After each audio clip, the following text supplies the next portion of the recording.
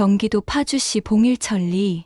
한때는 고라니가 뛰놀던 논밭이 넓게 펼쳐졌던 이 마을도 이제는 아파트 그림자가 드리우고 택지지구가 조금씩 땅을 잠식해 들어오고 있었습니다.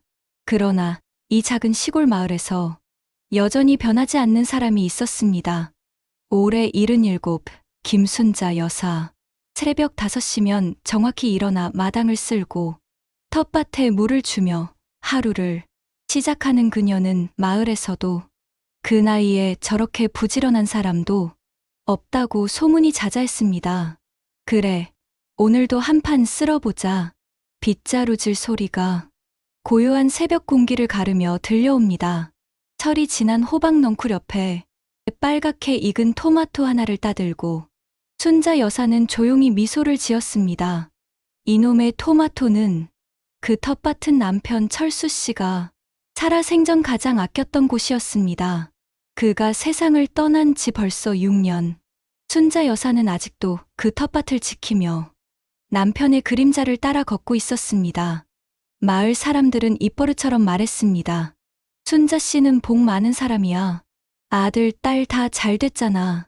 큰아들은 서울에서 과장이라더니 이젠 팀장 됐대. 둘째 딸은 부천에서 카페 한다지. 막내도 고양시청 공무원이래. 출세했지 뭐. 사실이었습니다.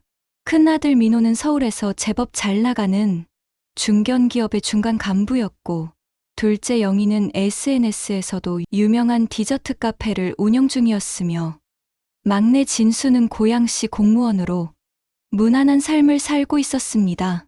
하지만 순자 여사의 집은 점점 조용해지고 있었습니다. 손주들의 제잘거림도 며느리의 분주한 발걸음도 들리지 않은 지 오래였습니다.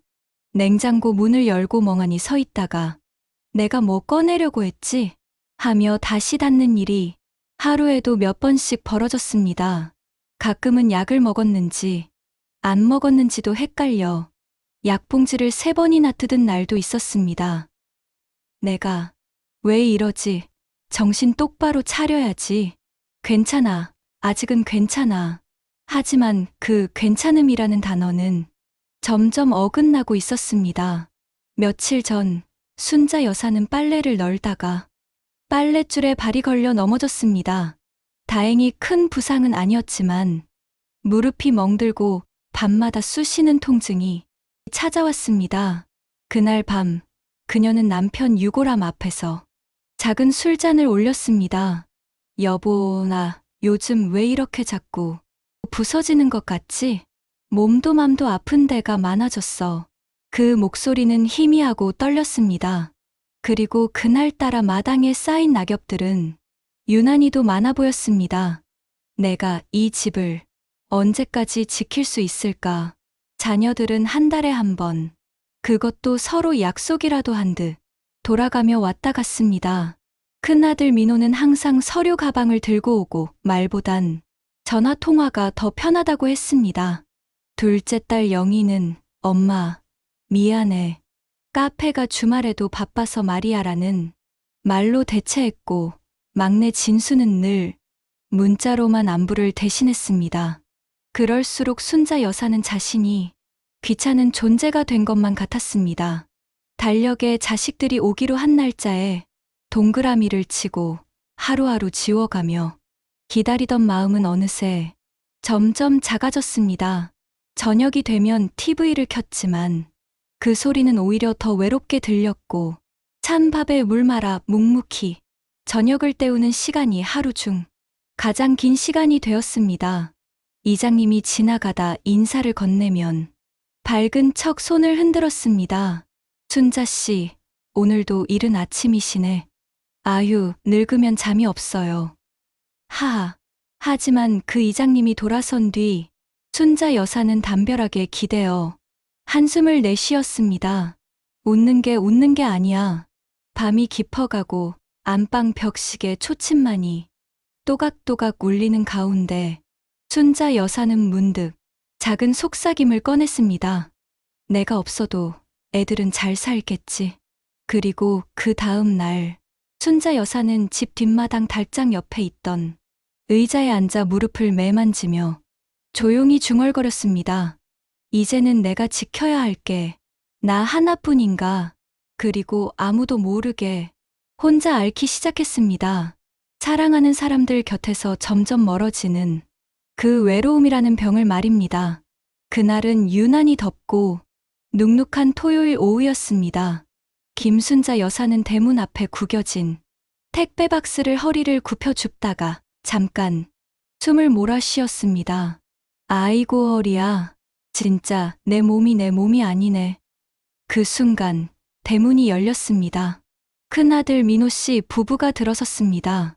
반가운 마음보다 순간적으로 다리에 힘부터 주는 할머니, 자식 앞에서는 약한 모습을 보이면 안 된다는 고집 때문이었습니다. 엄마, 저희 왔어요. 며느리 지영 씨는 억지로 올라간 입꼬리로 인사를 했습니다. 그러나 눈은 이미 순자 여사의 집안 곳곳을 훑고 있었습니다.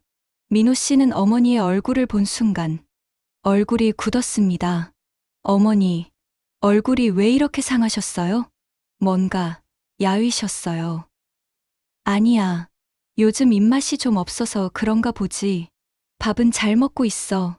하지만 지영 씨는 냉장고 문을 열자마자 표정이 바뀌었습니다. 반찬통은 텅 비어 있고 유통기한이 지난 우유와 시든 채소들, 싱크대에는 그릇이 쌓여 있었고 먼지가 내려앉은 전기밥솥은 거의 사용 흔적이 없었습니다. 어머니, 이거 우유는 2주나 지났는데요? 아휴, 안 보여서 날짜를 못 봤지 뭐. 안경은요? 어디 뒀는지 기억이 안 나. 좀 찾아줘. 지영 씨는 민호 씨를 조용히 부엌 한켠으로 불러 속삭였습니다. 여보, 여긴 사람 사는 집이 아니야. 쓰레기 더미잖아. 냉장고에서 쉰내 나고 밥솥은 곰팡이 핀 거 안 보여? 나도 아까부터 충격받았어. 이 정도면 혼자 사는 게 아니라 방치야. 시어머니 아니고 대상자 수준이야. 대상자라는 단어. 그건 요양원 상담에서 쓰는 말이라는 걸 순자 여사는 몰랐습니다. 하지만 부엌 너머 어렴풋이 들리는 쉰내, 곰팡이, 방치라는 단어는 명확하게 들렸습니다. 점심 식사를 위해 식탁에 둘러앉았지만 순자 여사는 겨우 몇 숟가락 뜨다 그만 내려놓았습니다. 입맛이 없네. 민호 씨는 조심스럽게 물었습니다. 어머니, 요즘 병원은 다니세요? 지난달에 한 번 다녀왔어. 별말 없더라. 그냥 나이 들어서 그렇다고. 지영 씨는 물컵을 탁 놓고 말했습니다. 여보, 이건 단순히 나이 때문이 아니야. 이건 관리가 안 되는 거야. 생활 자체가 무너졌다고. 그날 저녁 민호 부부는 어머니가 잠든 후 몰래 거실을 정리하며 사진을 찍었습니다. 먼지 쌓인 리모컨, 끄지 않은 가스레인지, 바닥에 흩어진 약 봉투, 요양원 상담할 때 자료로 써야 하니까. 혹시나 의사 진단 받을 때도 필요할 수 있어. 지영 씨의 말에 민호 씨는 고개를 끄덕였습니다. 그들에겐 어느새 어머니의 삶이 아니라 데이터가 되어가고 있었습니다. 하지만 그것보다 더 막장스러운 일은 그 다음 날 벌어졌습니다. 지영 씨는 부천으로 돌아가자마자 요양원 두 곳에 전화를 돌렸습니다. 저희 시어머니가 혼자 계시고요. 상황이 좀 안 좋아요. 현재 인지기능도 많이 떨어졌고 거동도 불편하세요. 혹시 보호자 동의 없이도 입소가 가능한가요? 그리고 바로 친정엄마에게 전화를 걸었습니다. 엄마, 우리 어머니 이제 곧 요양원 보내면 우리 집 살림이 좀 나아질 것 같아. 민호도 말은 안 해도 눈치 보더라. 솔직히 너무 질질 끌어.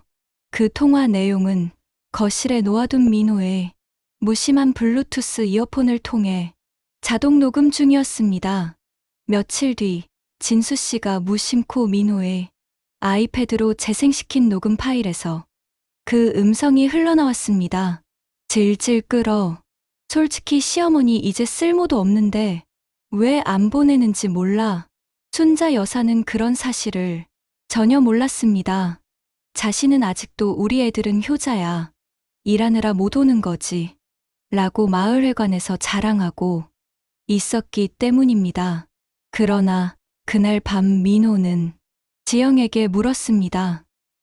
너 진짜로 우리 어머니 요양원 보내는 걸로 정리할 생각이야? 당연하지. 그래야 내 인생도 편해지지 않아? 민호 씨는 대답 대신 침묵했습니다. 하지만 그 침묵은 동의였습니다. 영희의 카페 5월의 정원은 평소와 다르게 조용했습니다. 원래 일요일이면 손님들로 붐벼야 할 시간이었지만 오늘은 미리 문을 닫고 특별한 모임이 예정돼 있었습니다. 바로 김순자 여사의 세 남매가 어머니 몰래 모여 중대 사안을 논의하기 위해서였습니다. 먼저 도착한 건 막내 진수 씨였습니다. 차에서 내리자마자 한 손엔 택배 상자, 다른 손엔 노트북이 들려 있었습니다. 이거 뭐야? 회의하러 오는 사람 맞아? 영희가 웃으며 물었지만 진수는 무거운 얼굴로 대답했습니다. 그냥 필요한 자료 좀 챙겨왔어. 어머니 관련 기록도 좀 정리했거든. 잠시 후 민호가 도착했습니다. 하지만 그는 도착하자마자 핸드폰 통화를 마치느라 형제들과 제대로 인사도 나누지 못했습니다. 그래서 어머니 문제 어떻게 할 거야? 영희가 가장 먼저 말을 꺼냈습니다. 나 지난주에 집에 다녀왔는데 진심 충격 먹었어. 냉장고는 거의 박물관 수준이고 거실은 먼지 때문에 코가 간질간질할 정도야.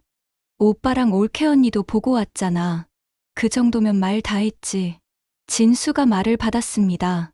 나는 솔직히 무섭더라. 혹시라도 어머니가 집에서 쓰러지기라도 하면 우리가 뉴스에 나오는 거잖아. 노모 방치한 자녀들 뭐 이런 식으로. 그럴 일 없어야지. 민호가 조심스레 말을 꺼냈습니다. 그래서 내가 요양원 몇 군데 알아봤어. 그는 가방에서 인쇄물을 꺼냈습니다. 컬러 프린트로 인쇄된 고급 요양원 브로셔들이 테이블 위에 펼쳐졌습니다. 여기 해피라이프 실버홈이라는 곳은 방마다 온열 바닥에 TV 있고 개인 샤워실에 뷰 좋은 창도 있어. 의료진도 상주하고 치매 재활 프로그램도 있더라고. 비싸 보인다. 진수가 자료를 넘기며 말했습니다. 한 달에 290만 원. 식비랑 활동비 포함하면 330 정도. 근데 우리가 셋이 나누면 한 사람당 110이야. 엄마 유족연금이랑 병원비도 처리되니까 실지출은 80 정도. 오빠, 그래서 이거 이미 예약한 거야? 영희가 조심스럽게 물었습니다. 민호는 잠시 머뭇거리다 고개를 끄덕였습니다. 입소 서류는 미리 뽑아놨어. 이번 주 내로 사인만 받으면 돼. 자리가 지금 비어 있다고 하더라고. 오빠, 어머니 동의는요? 민호는 그 말을 듣자마자 미간을 찌푸렸습니다. 아직은 못 받았지. 그러니까 오늘 얘기하는 거잖아. 우리가 어떻게든 설득해서. 올케 언니는 뭐래? 영희가 날카롭게 물었습니다. 민호는 말없이 고개를 돌렸습니다. 잠시 정적이 흘렀고 그 분위기를 깨뜨린 건 진수였습니다. 나 며칠 전에 형수님 통화 녹음 들었어. 뭐, 아이패드에 자동 동기화돼 있었어. 형수님이 이제 쓸모도 없다고 말하더라. 어머니에 대해서. 공기 중에 싸늘한 기운이 흘렀습니다. 민호의 얼굴이 굳었습니다. 그건 오해일 수도 있지. 지영이도 스트레스 받아서 그런 거고. 형, 오해 같은 소리 하지 마. 진수가 단호하게 말했습니다. 나는 지금 이 문제, 단순히 요양원 갈 거냐, 마냐보다 더 복잡하다고 생각해. 영희는 말없이 자신의 가방을 열더니 얇은 서류를 꺼냈습니다. 사실 나도 고민하다가 하나 더 준비했어. 이건 어머니 앞으로 된 봉일천리 땅 등기부등본이야. 내가 왜 그걸? 민호의 눈이 번뜩였습니다. 올케 언니가 예전에 그런 말 했어. 시골 땅 팔아서 시어머니 생활비 만들면 되잖아요 라고. 그래서 혹시나 싶어서 확인해 봤지. 그런데 등본상에 이상한 이름이 찍혀 있더라. 진수도 고개를 끄덕였습니다. 나도 알고 있었어. 몇 년 전 어머니 명의 일부가 형 앞으로 바뀐 거. 땅 3분의 1 정도. 그건 예전에 아버지 돌아가셨을 때 정리하면서 잠깐 민호는 당황하며 말끝을 흐렸습니다. 잠깐. 그러고선 엄마한텐 등기 확인은 어려운 절차라고 둘러댄 거 알고 있어. 오빠, 솔직히 말해. 이건 어머니 돌봄이 아니라 정리하려는 거 아니야? 영희의 말투는 날카로웠습니다. 그 순간 민호는 자리에서 벌떡 일어나며 소리쳤습니다. 그래. 솔직히 말할게.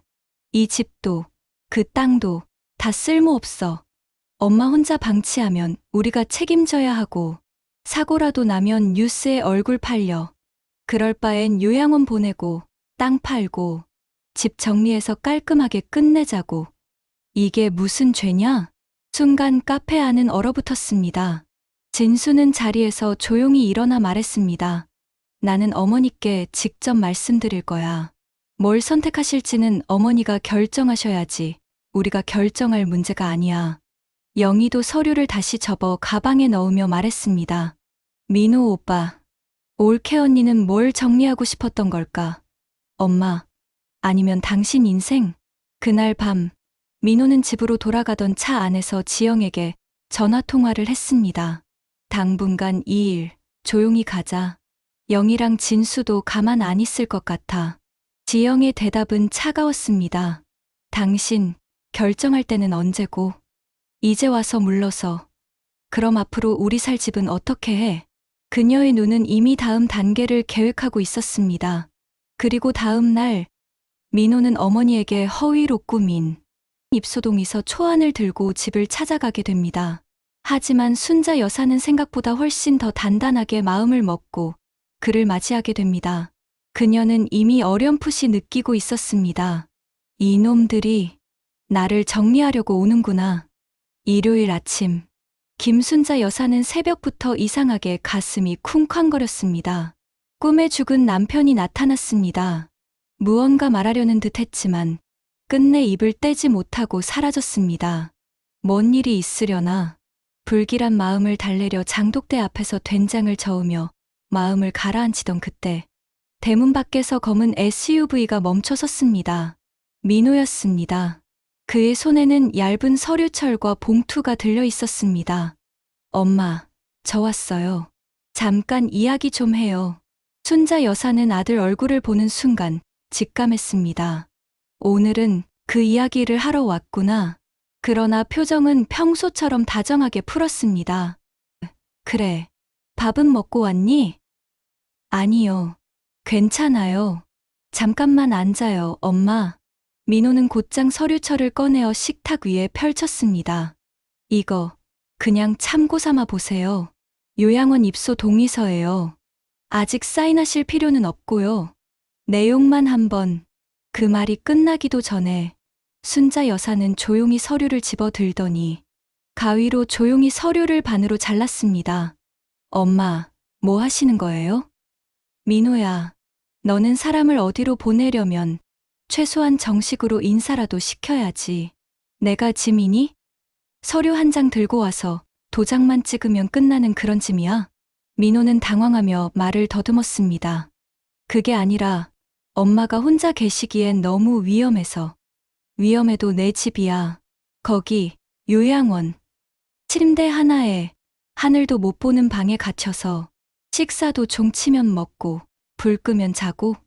그게 사람이 사는 데냐? 감옥이지. 그 말에 민호는 더 이상 말을 잇지 못하고 고개를 숙였습니다. 잠시 후 순자 여사는 조용히 거실로 가더니 서랍장 속에 감춰두었던 파란 통장을 꺼냈습니다. 이거 보려고 온 거지? 네 아버지 죽고 남은 보험금, 정부 지원금 다 내가 한 푼도 안 쓰고 모아둔 거야. 이걸로 요양원 보낸다? 아니, 그런 날이 오면 차라리 내가 통장째로 태워버릴 거다. 엄마, 왜 그렇게까지?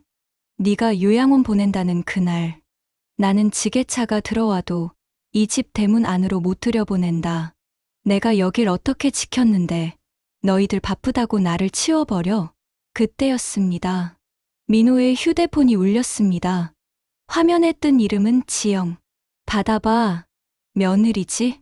내가 직접 얘기할게. 민호는 당황해하며 폰을 꺼버렸지만 이미 늦었습니다. 며느리한테 전해라. 나는 아직 숨 쉬고 있고 정신 멀쩡하고 내가 요양원에 갈 사람이냐? 생각도 말아라. 그 시간에 애나 더 챙기라고 해. 민호는 더 이상 말할 수 없었습니다. 그는 자리에서 일어나 혼잣말처럼 말했습니다. 엄마, 나도 힘들어요. 너만 힘드니? 나는 평생 밥 해먹이고 뒷바라지한 인생이야. 근데 지금은 밥을 해도 나 혼자 먹는다. 설거지하면서도 눈물 나. 너희는 그걸 알아? 민호는 문을 박차고 나가 버렸습니다. 그리고 순자 여사는 혼자 거실 한복판에 앉아 가위로 잘린 입소 동이서 조각을 하나하나 모아 붙이더니 그 위에 성냥을 켜 불을 질렀습니다. 이건 내 삶을 없애자는 종이었어. 나는 그런데 도장 못 찍어. 그날 밤 민호는 지영에게 조용히 말했습니다. 엄마는 생각보다 강해. 이걸로 안 돼. 진수나 영희 쪽으로 설득해야 할 것 같아. 하지만 지영은 대답했습니다. 그럼 엄마 몰래라도 절차 밟아. 도장 없어도 치매 진단서만 있으면 강제 입소 가능하대. 민호는 아무 대답도 하지 않았지만 그의 눈은 이미 다음 수단을 계획하고 있는 눈빛이었습니다. 병원에서 정식 진단서만 받아오면 된다니까. 지영의 목소리는 냉정했고 그 말투는 어딘가 익숙했습니다. 계산적인 태도. 남편 민호가 그녀를 처음 사랑했던 이유는 그 현명함 때문이었지만 지금은 그것이 차가운 계획성으로 느껴졌습니다. 근데 엄마가 멀쩡한데 의사가 그렇게 써줄까? 민호는 찝찝한 표정으로 커피잔을 돌리며 말했습니다. 서울 종로의 한 커피숍. 민호는 자신이 지금 뭘 하려는 건지 스스로도 헷갈리고 있었습니다. 당신 회사 거래처 중에 그 병원 있잖아. VIP실 있는 신경정신과. 로비 좀 해봐. 며칠 전에도 거기 김 회장 마누라 치매 진단서 금방 나왔대. 아무리 그래도 우리 엄만 아직 멀쩡해. 민호 씨, 이대로 엄마 계속 혼자 두면 사고 한번 터지고 언론에 방치 나와. 그럼 우리 애 학교도 난리. 당신 회사 이미지도 타격. 그 전에 정리해야 한다니까. 민호는 결국 고개를 끄덕였습니다. 그리고 이틀 뒤 그는 회사 명함과 기획서 서류 사이에 순자 여사의 기본 정보와 가족관계 증명서를 끼워 넣은 봉투를 병원에 넘겼습니다. 그로부터 3일 후 가족 보호자 요청에 의한 노년기 인지장애 의심 진단서라는 제목의 문서가 정갈한 봉투에 담겨 민호의 손에 들어왔습니다. 진단서에는 이렇게 적혀 있었습니다. 피진단자는 최근 단기 기억 장애, 고립 성향 및 혼란된 생활 습관으로 인해 초기 치매 증상이 의심됩니다. 추가 검진 요망. 진단서 하단에는 신경정신과 전문의의 도장이 또렷이 찍혀 있었습니다. 됐어. 이걸로 입소 가능해. 지영이 만족스럽게 말했습니다. 요양원도 이 정도 서류 있으면 강제 입소 가능해. 어머니한테 도장 안 받아도 돼. 하지만 민호의 표정은 여전히 어두웠습니다. 엄마가 알게 되면 정말 우리랑 끝장날 수도 있어. 지영은 민호의 얼굴을 들여다보며 조용히 말했습니다. 그래서 몰래 해야 하는 거야. 당신도 알잖아. 순자 여사, 평생 자기 방식만 고집하고 한 번 결심하면 누구 말도 안 듣잖아. 우리가 이렇게까지 하지 않으면 당신 계속 끌려다녀. 민호는 그 말에 대꾸하지 못했습니다. 며칠 후 영희는 어머니의 청소를 돕기 위해 잠시 봉일천 집을 찾았습니다. 청소기와 걸레를 챙기다가 부엌 찬장 위에 올려져 있던 얇은 서류 봉투 하나를 발견하게 됩니다. 해피라이프 실버홈 입소 설명서, 정신과 진단서 사본, 김순자. 영희의 손이 멈춥니다. 이게 뭐지? 봉투 안엔 낯선 병원 로고와 이상한 내용이 가득 적혀 있었습니다. 심지어 순자 여사의 서명이 없는데도 보호자 요청에 의한 입소 동의 진행 중이라는 문구까지 있었습니다. 그 순간 방 안에서 조용히 누군가 문을 열었습니다. 영희야? 바로 순자 여사였습니다. 어머니 이거. 영희는 당황한 채로 봉투를 내밀었습니다. 순자 여사의 눈이 서서히 가늘어졌습니다. 드디어 하려는구나. 네 오빠. 지가 도장 못 받으니까 이제는 정신병자 만들어서 보내려 하나 보네. 순자 여사는 서류를 천천히 읽더니 입꼬리를 비틀었습니다. 기억력 떨어진다고? 밥 안 먹는다고? 그럼 서울 사는 할머니들 다 치매다. 어머니 혹시 오빠가 몰래? 그래. 그리고 그 서류. 네 형 부부가 꾸민 거야. 그 인간들. 예전에도 봉일천 땅이 일부. 내 허락도 없이 내 명의를 슬쩍 옮겨놨더라고. 내가 모를 줄 알아? 순자 여사의 말투는 단호했습니다. 영희는 처음으로 어머니가 얼마나 눈치 빠르고 철저한 사람인지 깨달았습니다. 가만 안 있을 거다. 이번엔 내가 먼저 나서야겠지. 그날 밤, 순자 여사는 오래된 장롱 속에서 남편 철수 씨가 남긴 유언장과 땅 문서 원본, 그리고 세 자녀에게 나눠줄 상속 계획이 담긴 수첩을 꺼냈습니다. 내가 죽기 전까진 이 땅은 아무도 못 건드려. 그리고 다음 날, 순자 여사는 홀로 고양시청을 찾아가 가족 신탁 변호사를 예약합니다.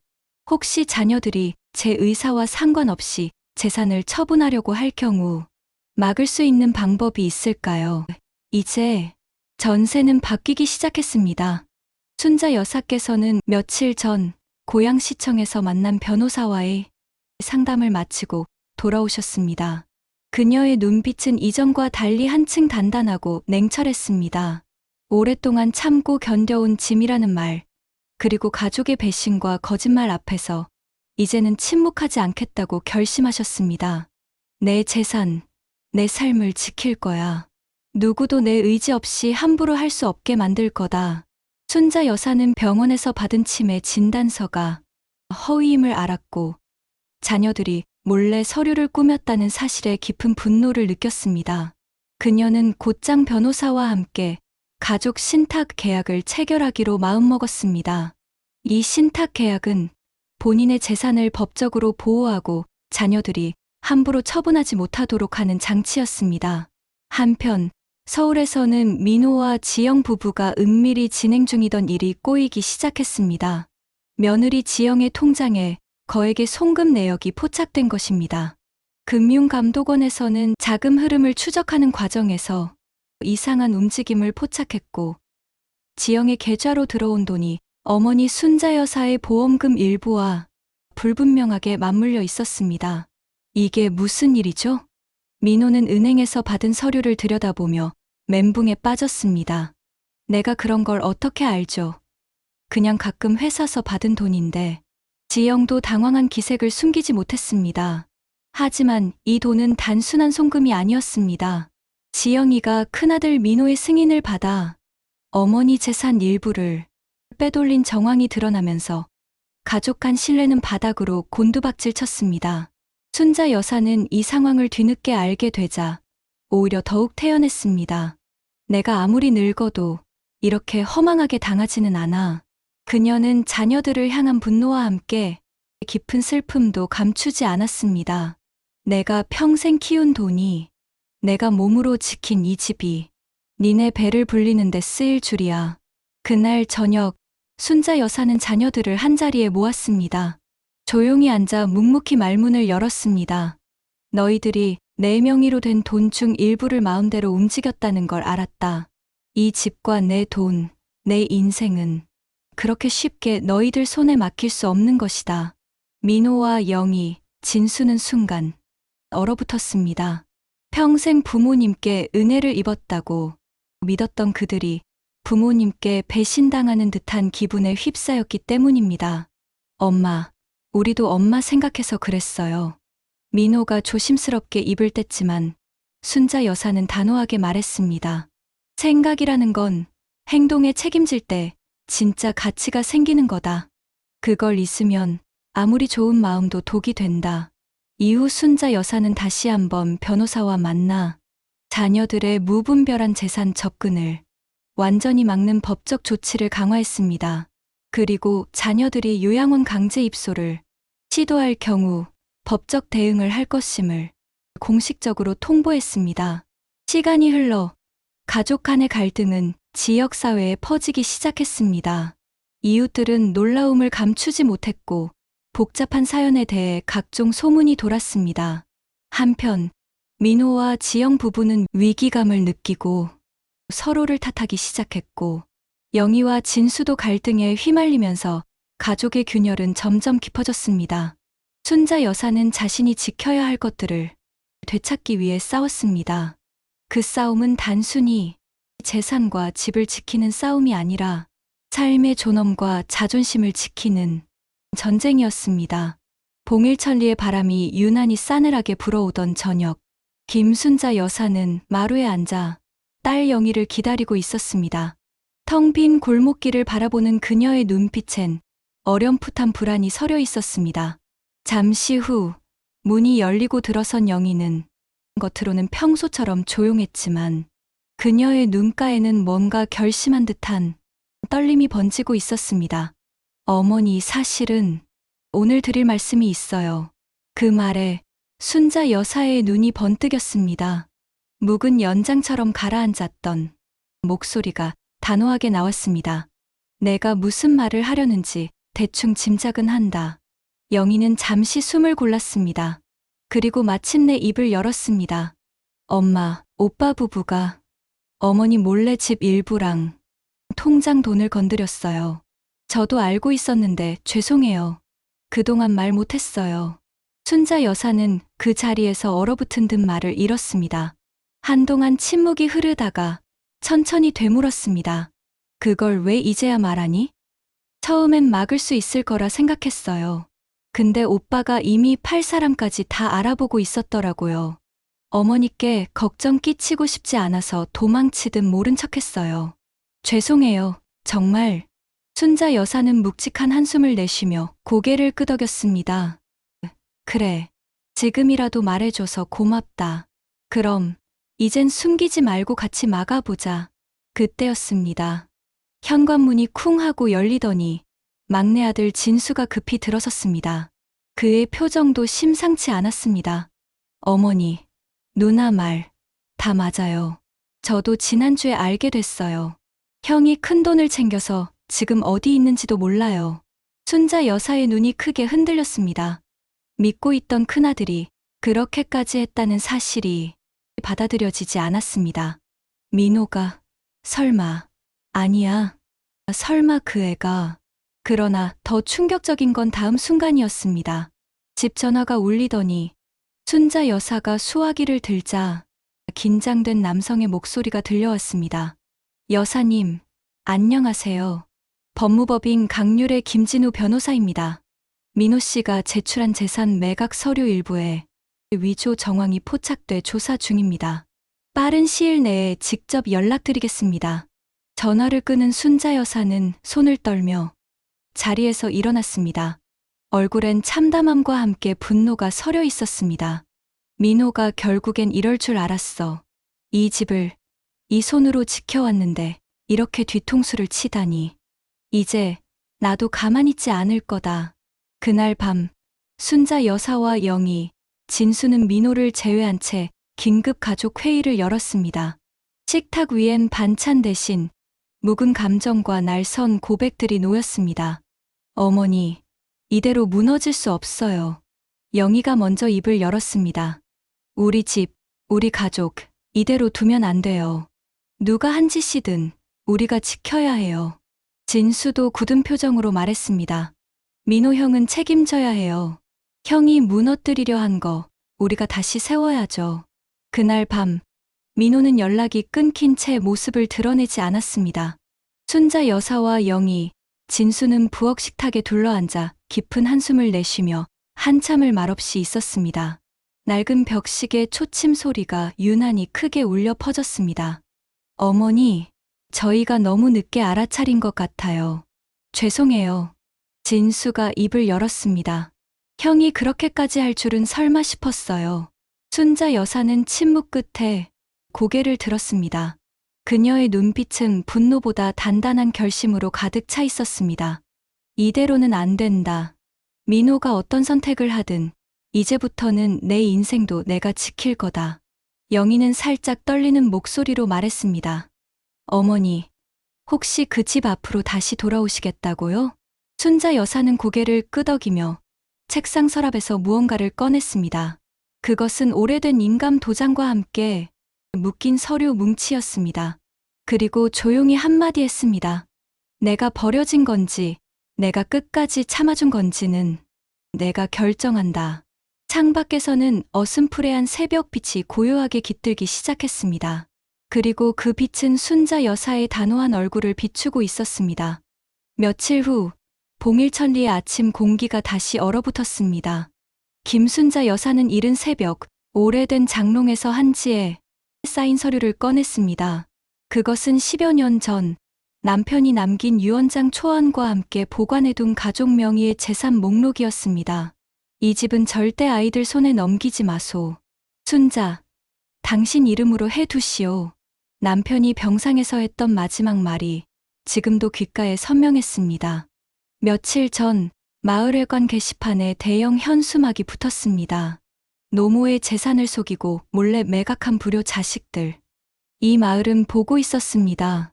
순자 여사는 전날 밤 진수와 함께 현수막을 걸었습니다. 진수는 처음엔 망설였지만 어머니의 눈빛을 보고 더는 말릴 수 없었습니다. 이제 더는 숨지 마라. 창피할 건 내가 아니라 그 짓을 한 사람들이다. 그날 오후 민호와 지영 부부가 황급히 마을로 돌아왔습니다.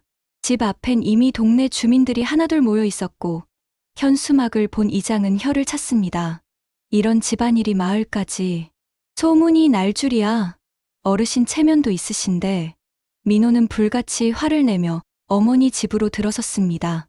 어머니, 지금 뭐 하시는 거예요? 동네 망신 당하시게요?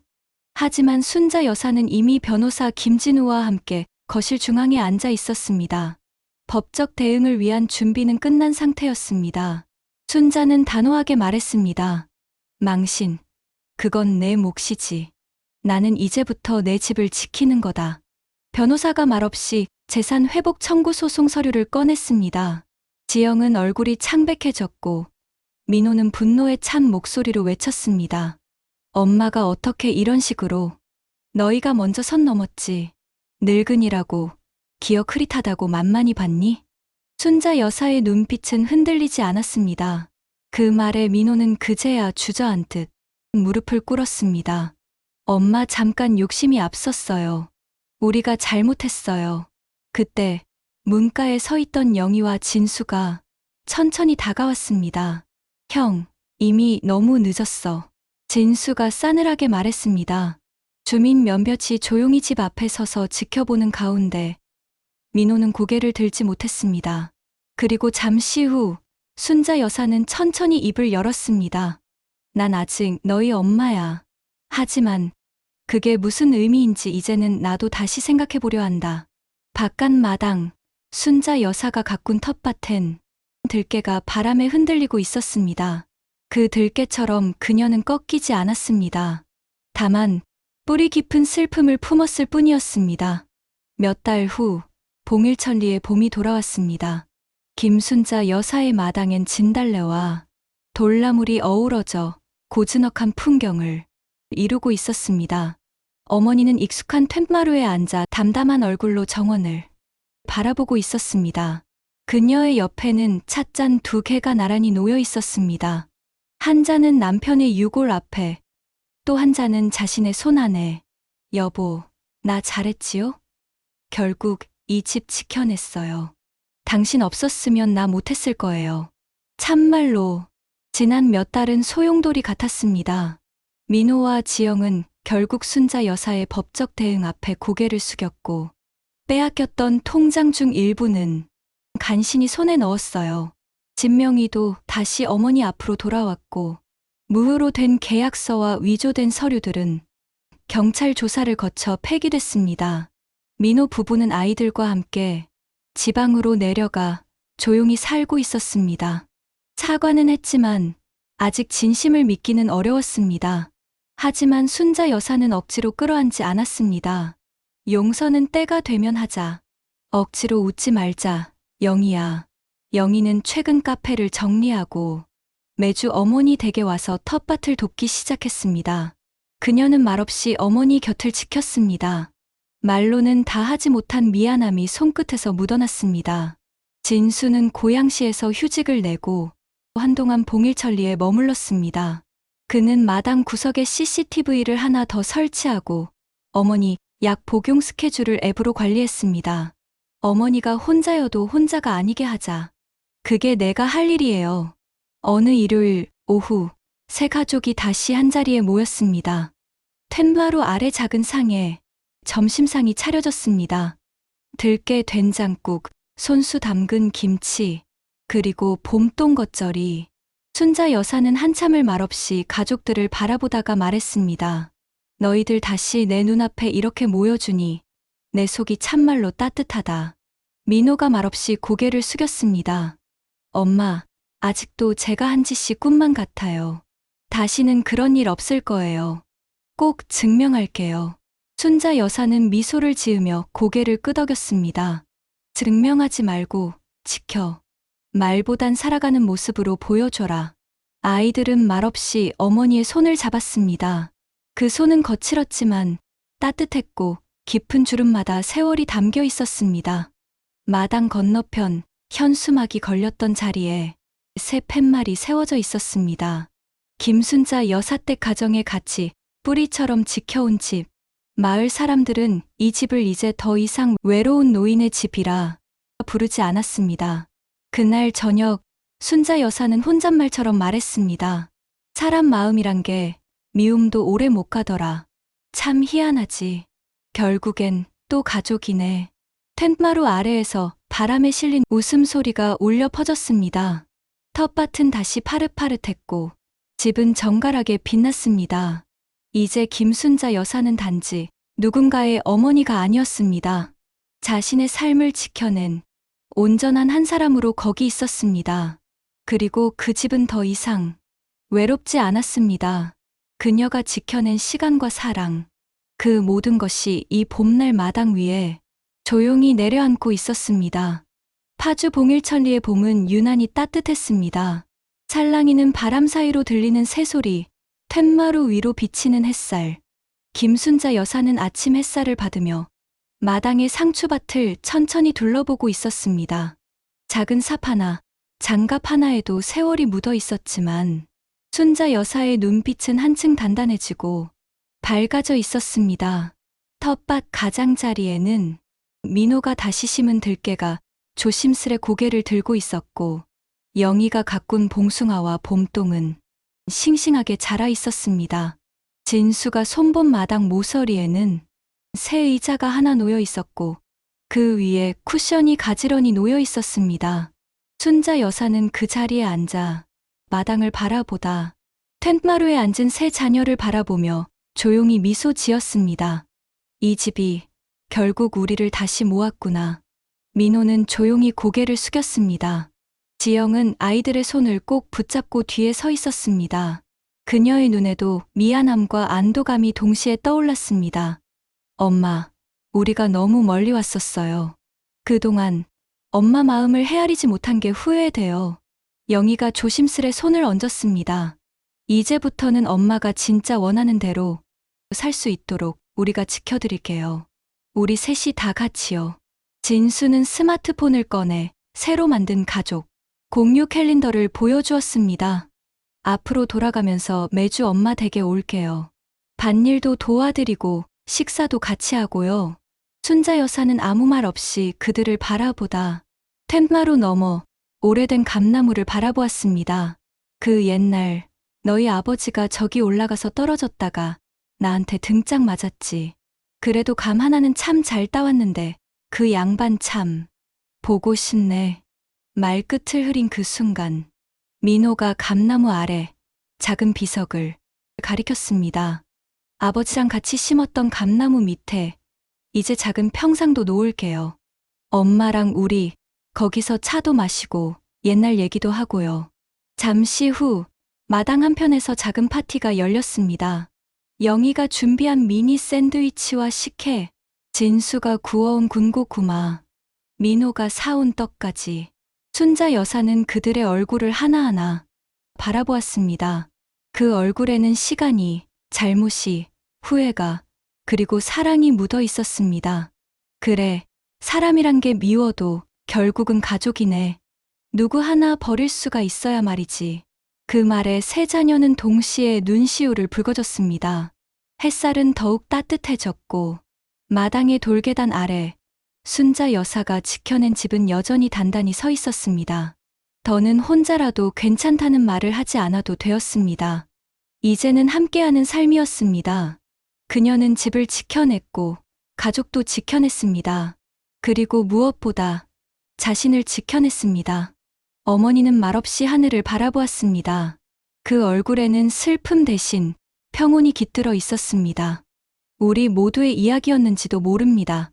함께 해주셔서 감사합니다.